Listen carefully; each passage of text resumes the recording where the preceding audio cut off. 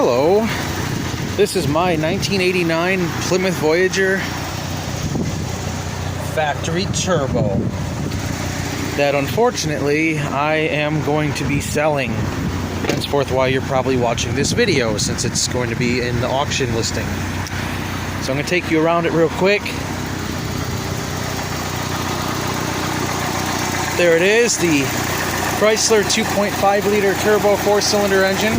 This thing is pretty much completely stock. It hasn't been braced or screwed with. Just nice, normal, good, reliable transportation. I just replaced the radiator since the old one was leaking, so brand new. It's got newer radiator hoses, new timing belt that you can't see, newer accessory belts, newer alternator. Recently did the valve cover gasket on it. The previous owner did the Mopar Performance head gasket and head bolts, which is a better design than the stock ones.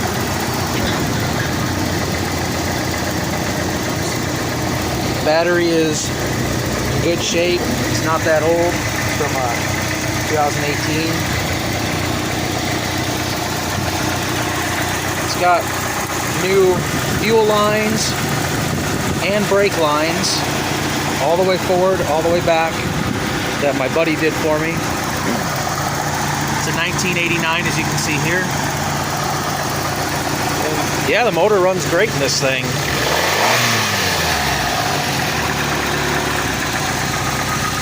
Close the hood.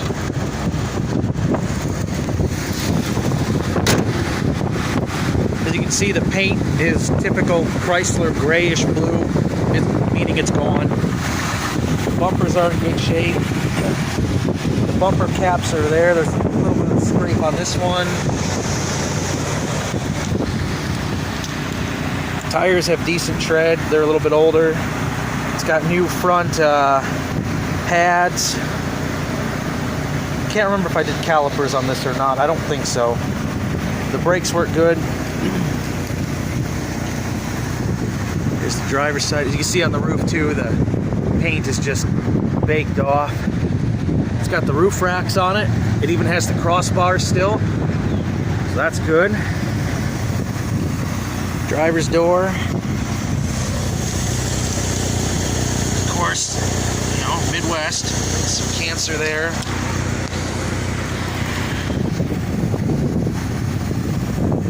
The gas door release still works just fine. Try to get all the nicks and bumps and stuff. I said new brake lines. It's got a new fuel tank, new fuel pump. The rubber gasket for the filler neck is new. So all that stuff's been replaced. So we're spot on the whole car right there. Here's the back. Chrome bumpers are still in decent shape. This one got some paint spilled on it before I got it. As you can see here, the paint spill, unfortunately. The rest of the inside is actually pretty decent. The headliner fabric was removed by the previous owner because it was falling down. But the headboard is still here and in good shape if you want to recover it or just leave it like I did. We'll come back to the inside here in a minute. Yes, it comes with a fire extinguisher because Chrysler Turbo, better to be prepared. I replaced the struts, so this stays up just fine. Look at that. Perfect.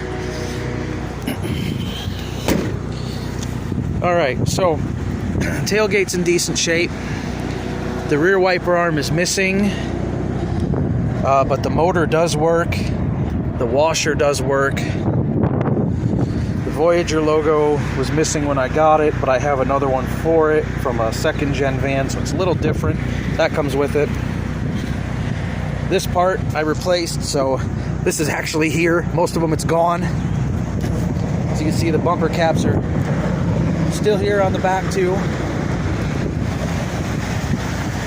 Come around to the passenger side. There's the rust over here on the dog leg. The bottom of the sliding door. And the rocker here where the seat is.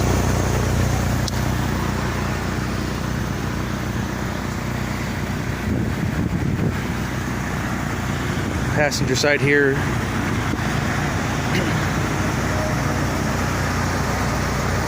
Oh yeah. Had a little scrape here before I got it. Alright, let's check out the inside. Door works great.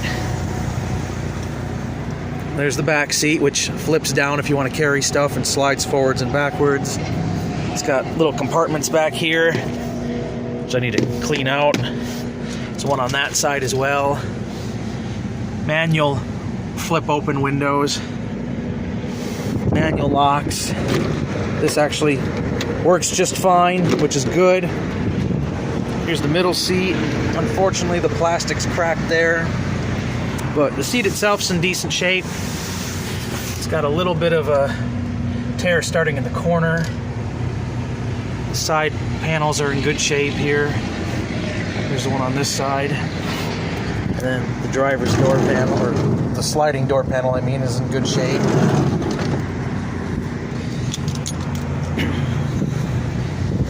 Up to the front we go. Here we are.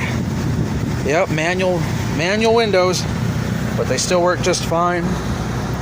Dashboard isn't cracked up. Sun visors are here. Lights, they work. Passenger seat's in pretty good shape. It has a little split here. These are out of a second-gen van because the original ones were jamming up, so the seat belts work good now. This is from an early van I found in the yard, so I kept it. It's the remote for the stereo. It's got a newer, just a cheap dual, but this has Bluetooth and the microphone's right here. So you can actually use this with your phone and have hands-free calling so you don't get a ticket. Carpet up here is okay shape, could use a good shampoo. The steering wheel's from a 1986 van because the one in here was nasty, and this one looks nicer. So that works. The horn works. Driver's seat has the most damage. As you can see here, it's split. We tried sewing it back together, but the back part's actually in alright shape. Just there. You can put seat covers on it or replace it, have it redone, whatever you want to do.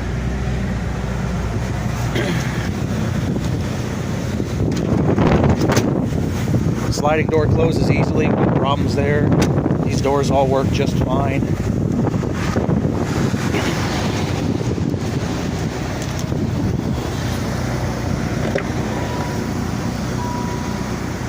This door panel's in decent shape. The rear defrost, the rear wiper washer controls, and the hatch opener, all this stuff works. Headlight controls here. Parking brakes here, but I don't use it because I've seen these cables seize up. I don't trust it, so.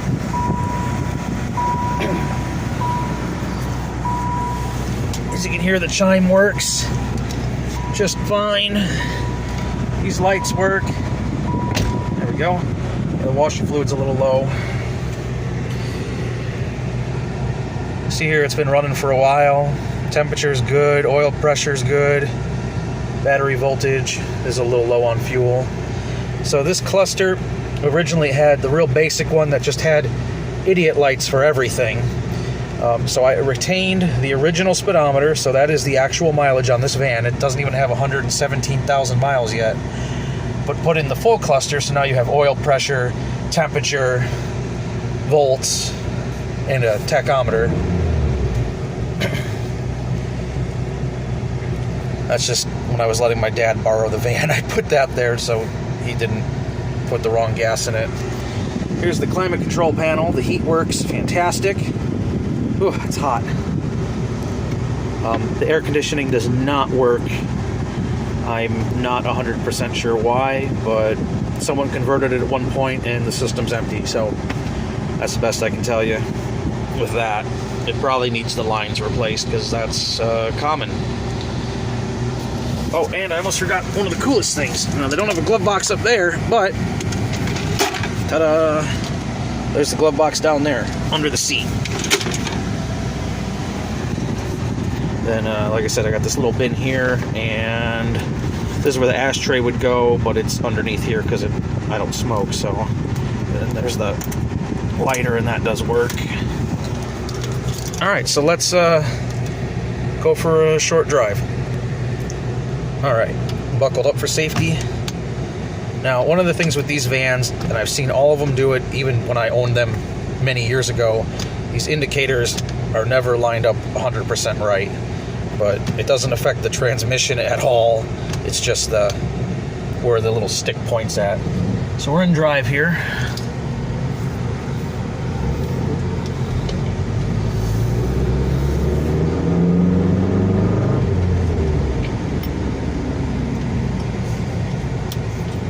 Indicator lights work just fine.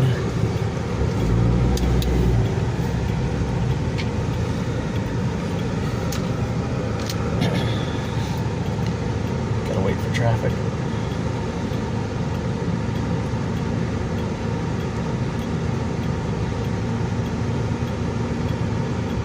Any day now. Oh my goodness. Here we go.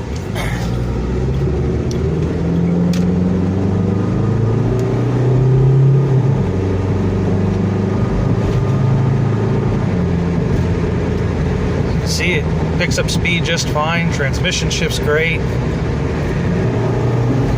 Turbo works. Goes pretty good for a big box.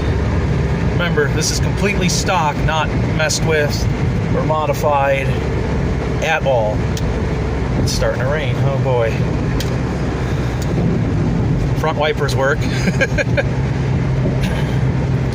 As you see, it rides smooth. Drives real nice. Power steering works great. Everything on it is pretty good.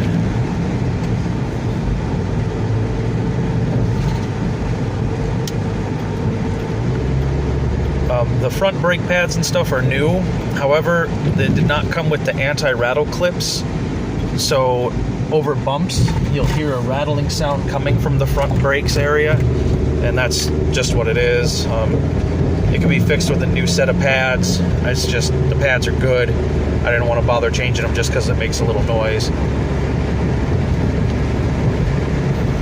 The suspension on it's in decent shape. It rides real nice, goes down the road smooth.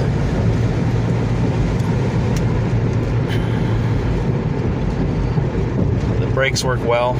I'll show you. There you go.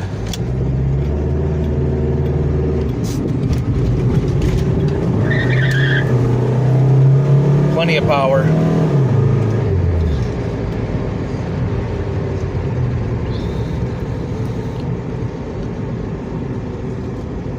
Yeah, it's a great van. I love this thing. I'm going to be sad to see it go.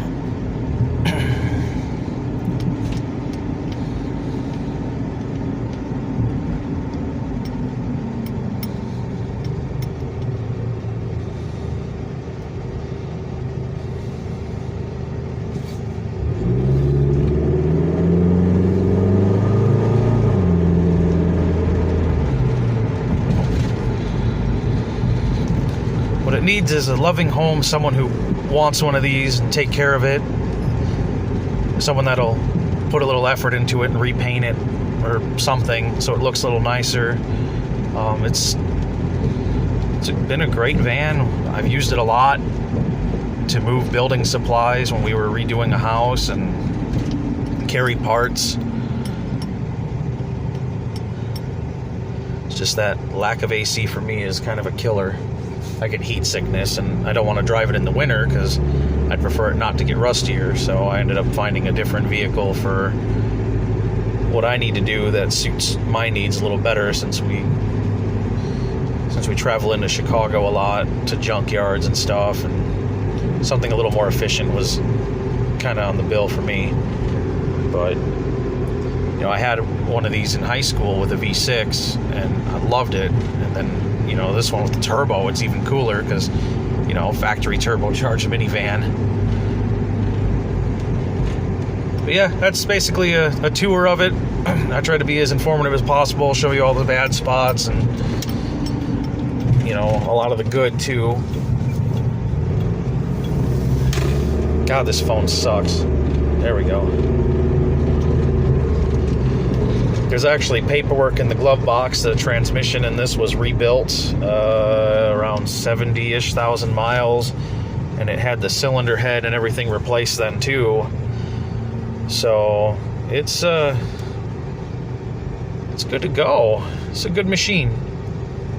Someone who's been looking for one for a long time, especially one that hasn't been butchered and destroyed by people racing them or modifying them, which is why a lot of these died. Or, you know, people would rip the engines out and put them in some other car, or rip the wiring harness out and put it in an Omni or something. A lot of these were killed off, but this one has, you know, obviously it's not perfect, but it might be perfect for you, especially if you want one that isn't modified and screwed with. It's stock, it's normal, and if you want a good, solid van for transporting stuff or people, since it will hold 7, this might be it. Thanks for watching, and if the auction's live, thanks for bidding.